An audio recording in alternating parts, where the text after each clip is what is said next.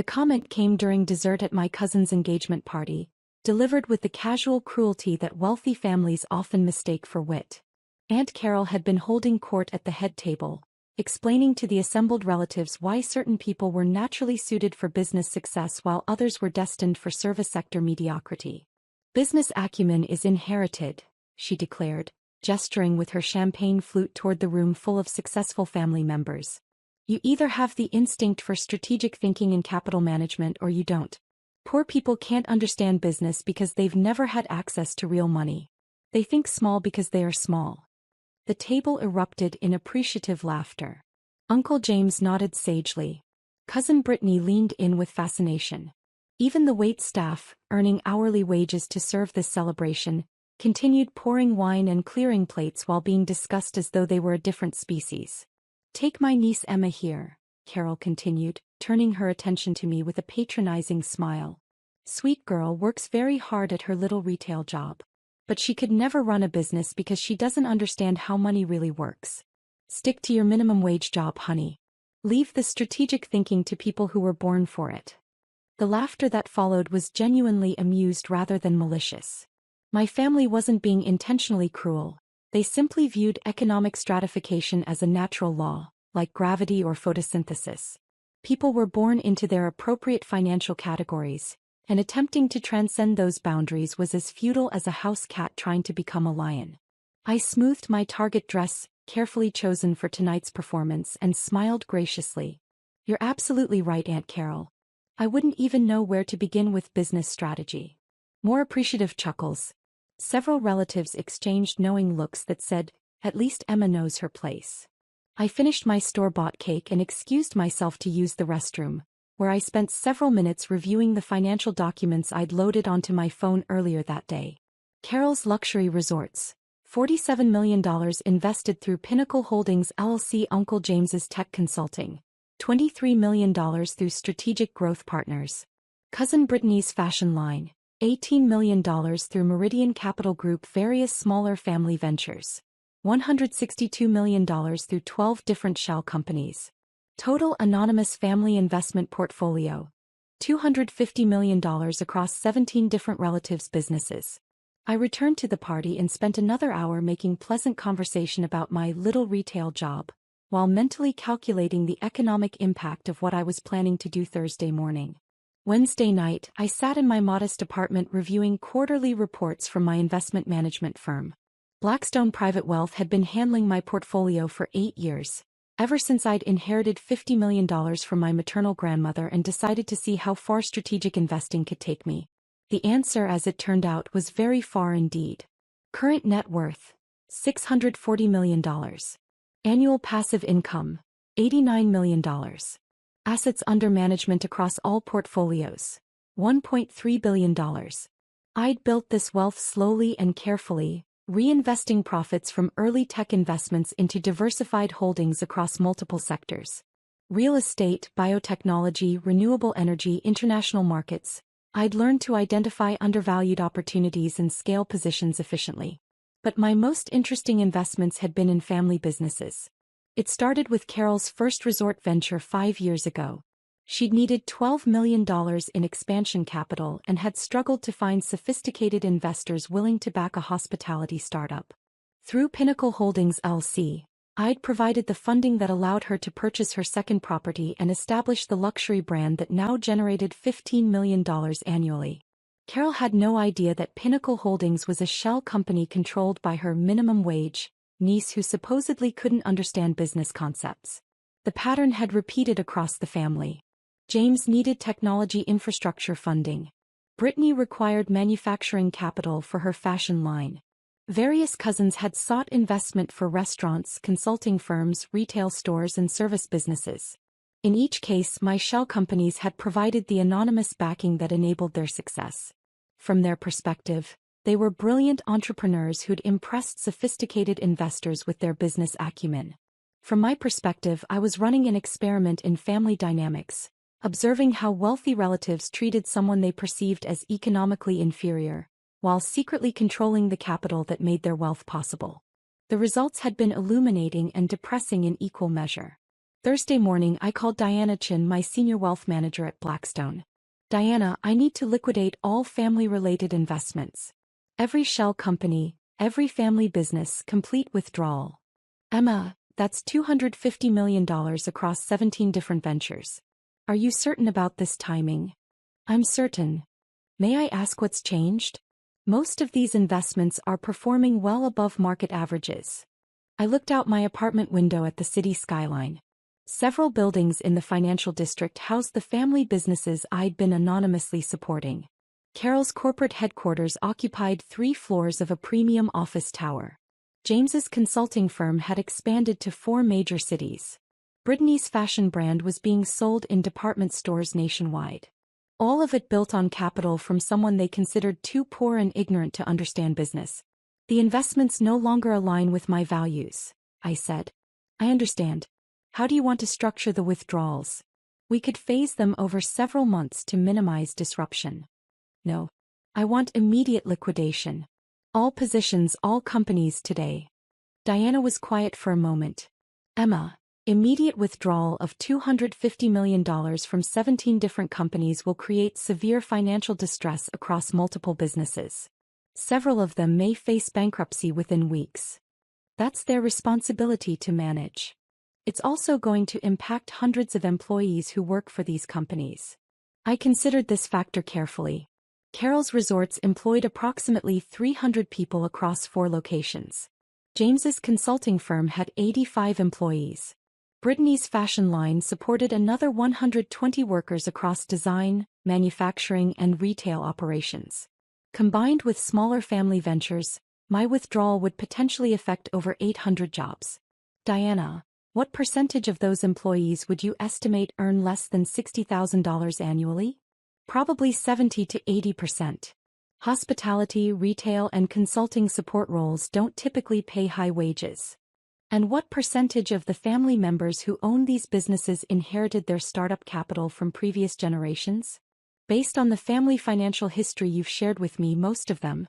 Your family has generational wealth dating back several decades. So when I withdraw my funding, the people most likely to lose their jobs are working-class employees, while the people who will suffer ownership losses are already wealthy enough to absorb the financial impact. That's an accurate assessment. Proceed with the liquidation, I said. Complete withdrawal effective immediately. The first phone call came at 11:32 a.m. Carol's name appeared on my phone screen, but I let it go to voicemail. Emma, honey, I hope you're having a good day. I'm calling because I'm getting some confusing messages from our investors, and I thought maybe with your retail experience you might have some insight into customer service issues. Call me back when you get a chance. Her tone was still condescending, still assuming that my retail experience might be relevant to whatever minor administrative problem she was facing. The second call came at 1:47 p.m., this time with noticeable tension in Carol's voice. Emma, I really need to speak with you. Pinnacle Holdings just terminated our partnership agreement. They want their entire investment back immediately, $47 million. That's not how business investments work. Someone must have made a mistake. Please call me back. By 3:15 p.m., I had 8 missed calls from various family members. The voicemails told the story of their afternoon. Confusion turning to concern, turning to panic as they realized the scope of what was happening. James, 2:23 p.m. Emma, something weird is happening with our business investors. All of them are pulling out on the same day. Since you work in retail, you might understand customer relations better than I do. Can you help me figure out what's going on? Brittany, 2:45 p.m. Emma, I need your advice. My investors are demanding immediate repayment of their entire investment. $18 million. I don't understand why this is happening. Maybe your work experience could help me understand how to handle difficult customers. Even in crisis, they were asking for my help while simultaneously dismissing my capabilities. At 4:30 p.m. my doorbell rang.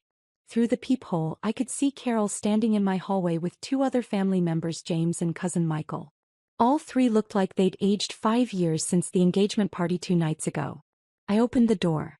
Emma, thank God you're here, Carol said, pushing past me into my apartment. We've been trying to reach you all day. James and Michael followed her inside.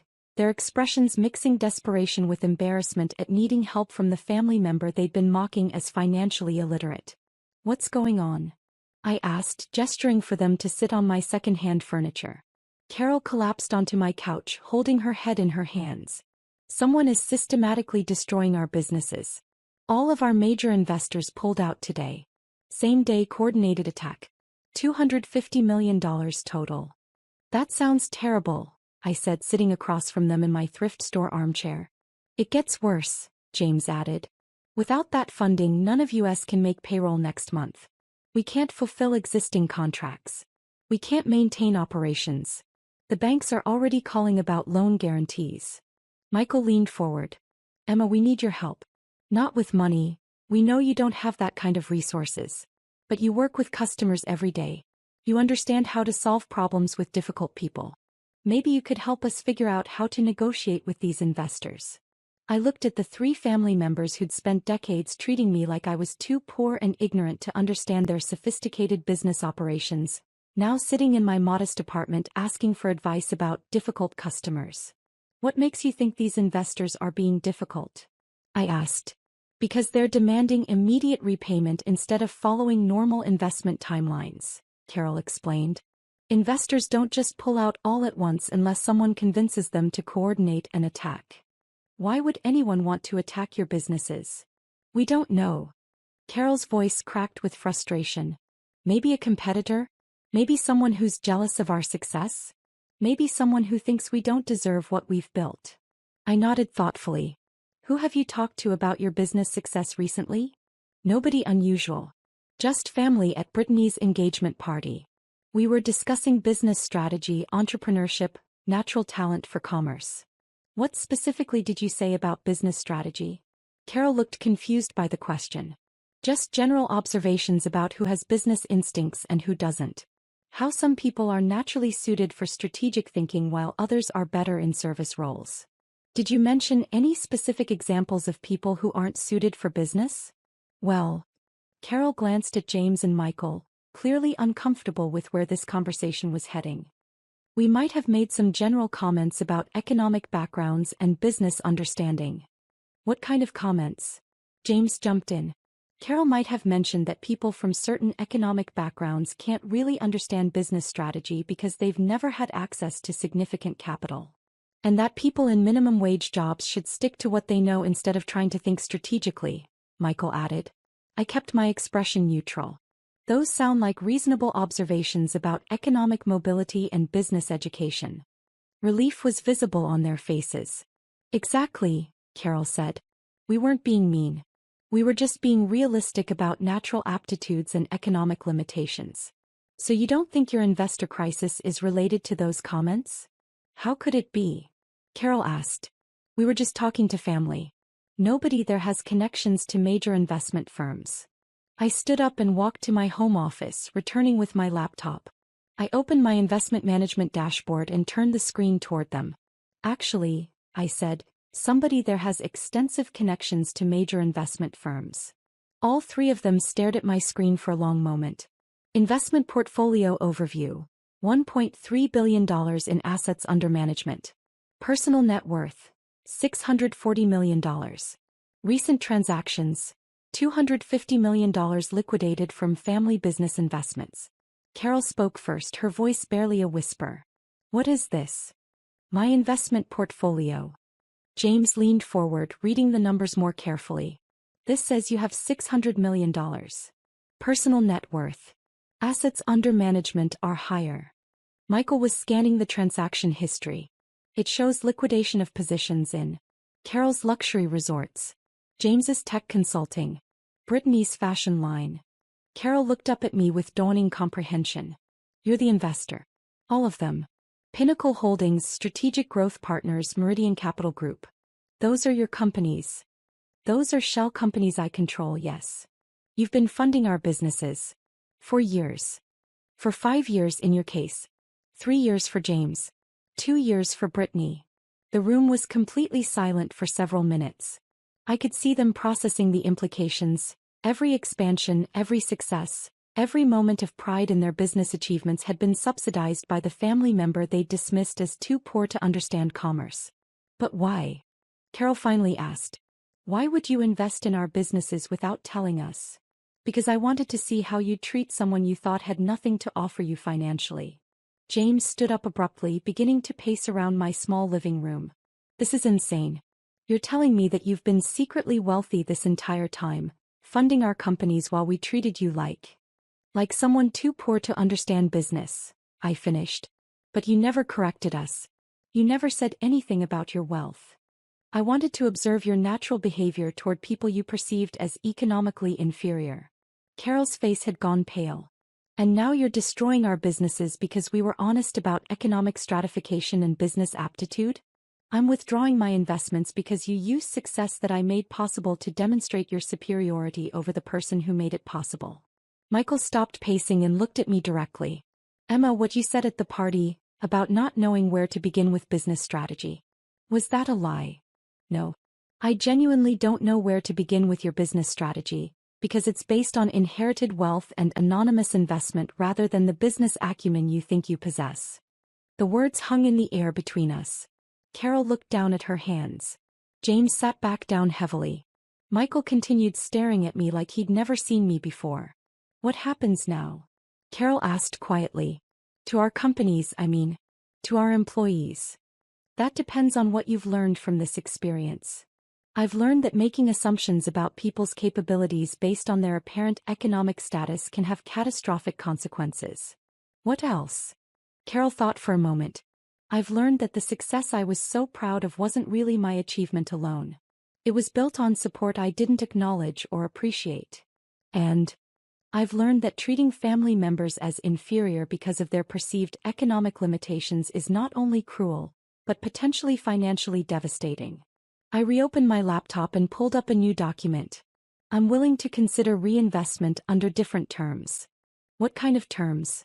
First, I want acknowledgement that your business success was built on anonymous family investment, not superior business genetics. Of course. Second, I want public apologies for comments about poor people being unable to understand business. Carol nodded.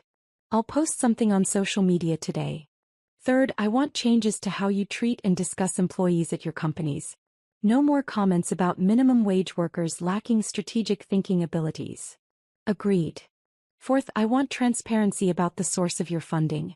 No more pretending you impressed sophisticated investors with your natural business instincts. James spoke up. That's going to be embarrassing.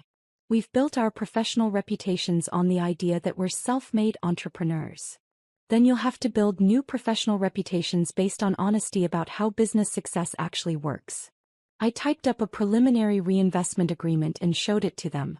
$200 million in new funding across all family businesses, structured as acknowledged family investment rather than anonymous backing. Carol read through the terms carefully.